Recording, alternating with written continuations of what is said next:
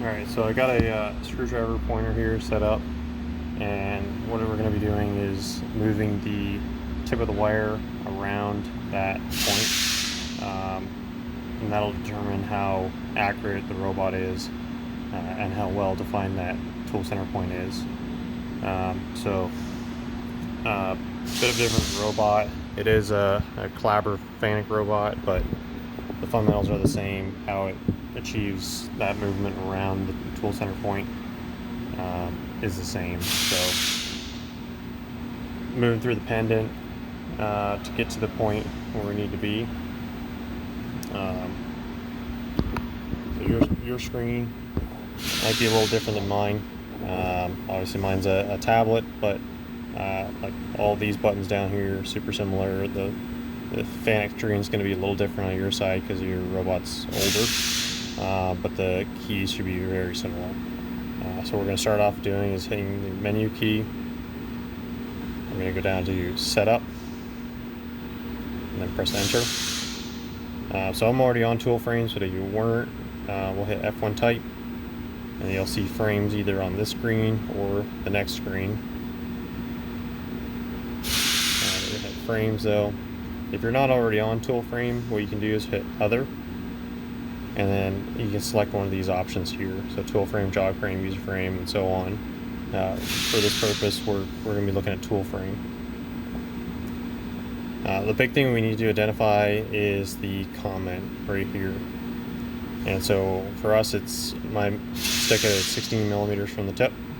Now the tip is the contact tip. So from the tip of the wire to the face of the contact tip, I should have 16 millimeters in my case of stick out. Now yours might be different, it might be 19, 15, but we need to respond to whatever that comment is. So there's one thing I forgot to talk about. We looked at our tool frame, and here you can see that it's tool frame 1. We need to make sure that you're in that tool frame, so it's really easy to check. You press your shift key. You'll press your shift key, and then this button here says cord, C-O-R-D. You'll hit that at the same time. And at the top, yours will be different. It'll be a yellow box at the top right, but my box is different. And we got to look at this right here where it says tool. We want to make sure that is number 1. That'll make sure that we're indicating to the system that it is tool 1, and that it's not the camera tool frame, which it might be tool 10 or tool 2. And then if it is 2, you'll just come down here, press 1, the box will go away automatically. If it is 1 and you want to get rid of the box, all you'll do is hit this key right here, which is previous, and that'll be it. So go through that again to get the box up, shift forward. If the value is good, it's number 1 in tool, you're good to go. You'll just hit previous. Otherwise, let's say it's a 2, like it is there, you'll just hit 1 and the box will go away. And if you want to re-verify, just shift forward again, and it's good to go.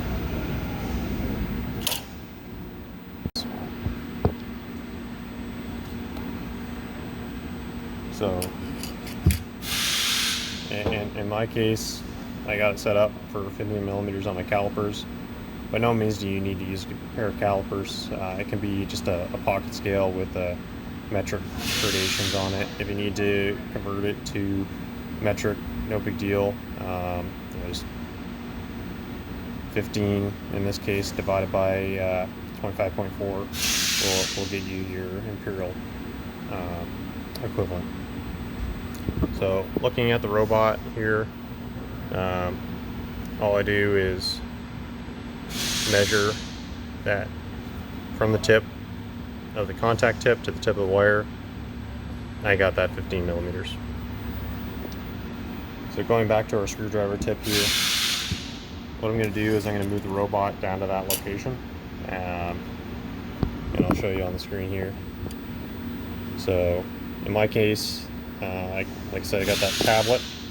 We're going to hit shift, and in your case you got to hold that dead man at the same time, and I'm going to be using these XYZ keys here. We do have to make sure that we're moving it close to the tip of the wire. We want to make sure that we're in world. And then now the robot's in screen. We'll zoom out a bit here.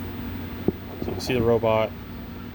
I'm pressing that shift key and moving the robot over to the tip.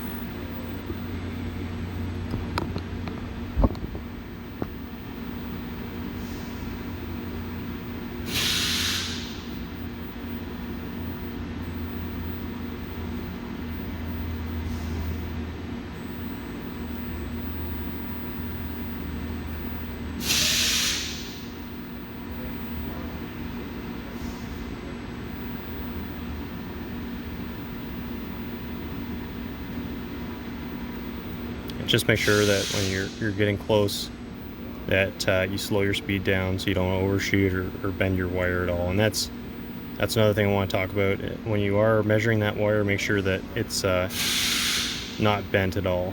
That way we're not trying to see if we're accurate around the tool tip with bent wire. That would create a irregular result that shouldn't be there. So it might be hard to see in video, but we're tip to tip at the moment. Now when you're in this position, still in world, what you'll do is keep holding shift.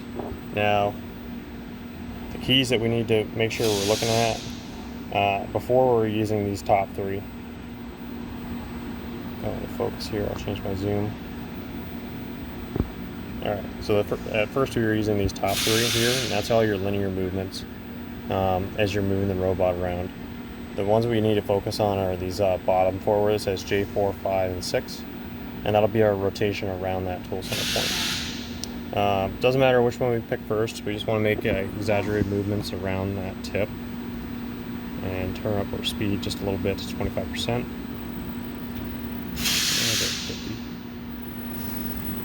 And you can see there that it's staying pretty close.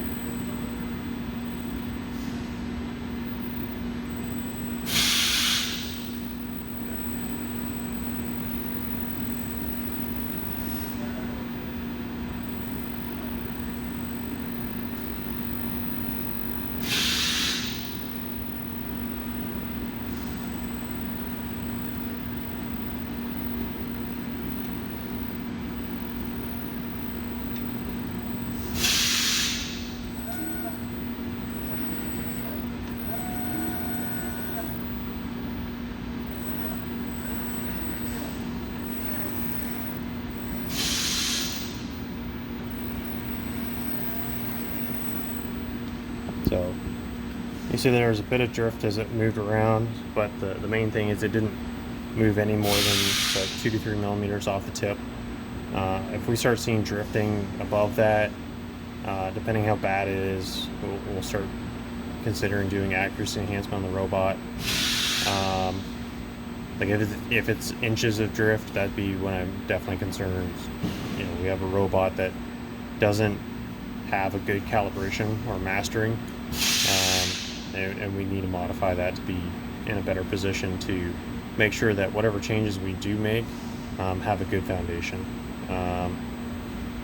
So if you have any questions at all, just feel free to shoot them back. I know the pendant's a little different, but the keys are very similar. So if you look at this pendant, obviously a touchscreen, but I'll show you a legacy pendant. The buttons here are the same. All your other keys are the same, shift keys, stuff like that. The screen's obviously smaller. The big difference is you need to hold that dead man on the back, and so that's a 3-position switch. So all the way out, a mid position where you need to be to operate the robot, and if you were to ever grip it too tightly, there's a 3rd position, and that'll create a fault condition as well. That just in case of any time you're moving the robot around, you get hit by it, and your reaction is to clench. That's what that's there for. So hopefully this is enough for you to understand what that how that robot's doing, understand how good our accuracy is with that TCP. I'm hoping that we get good results so that we can move forward with other possible changes to the system that can be reliable.